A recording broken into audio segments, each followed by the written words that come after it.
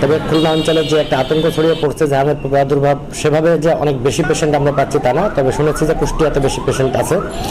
আর হামের রোগী আসলে আমাদের যেহেতু একটা শিশু হাসপাতালে আমাদের বেডের সংকট আছে, জেনারেল পেশেন্টকে আমরা ভর্তি রাখতে পারি না, যার কারণে আইসোলেশন ওয়ার্ড আমাদের পক্ষে খোলা সম্ভব হচ্ছে না। আউটডোর রোগী আমরা চিকিৎসা দিচ্ছি। আর হাম ভাইরাস মূলত ভাইরাসজনিত অসুখ হলেও এর কমপ্লিকেশনের কারণে আপনার নিউমোনিয়া, এনকেফালাইটিস, ডায়রিয়া হতে পারে। এটা চিকিৎসা সেবা হচ্ছে আপনার উপসর্গগুলো নির্মূল করার জন্য আমরা প্যারাসিটামল জাতীয় ওষুধ যাতে জ্বরটা নিরাময় হয়, আইসোলেশনে রাখতে হবে, প্রচুর পরিমাণে তরল খাবার খাওয়াতে হবে, ভিটামিন এ সাপ্লিমেন্টেশন দিতে হবে। পাশাপাশি এটা প্রতিরোধ করতে গেলে আমাদের ভ্যাকসিনেশনের কোনো বিকল্প নাই। সকল শিশুকে টিপিআই শিডিউল অনুযায়ী 9 মাস এবং 15 মাসে আমের ভ্যাকসিন দিতে হবে। তো আমি যেটা জানতে পারছি, খুলনা মেডিকেল কলেজে 8টা বেডের মাধ্যমে একটা আইসোলেশন ওয়ার্ড তৈরি করা হয়েছে, কিন্তু খুলনা শিশু হাসপাতালে আমাদের জেনারেল পেশেন্টেরই অনেক চাপ, যার কারণে অনেক পেশেন্টকে আমরা বেডের ক্রাইসিসের কারণে রাখতে পারি না।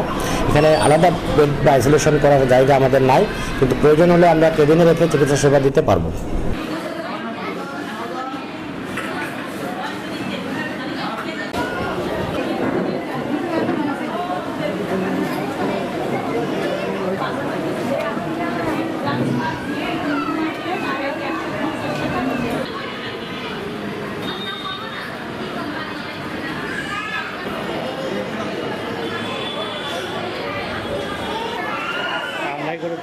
আর হামের আরেকটা আছে কেবিন।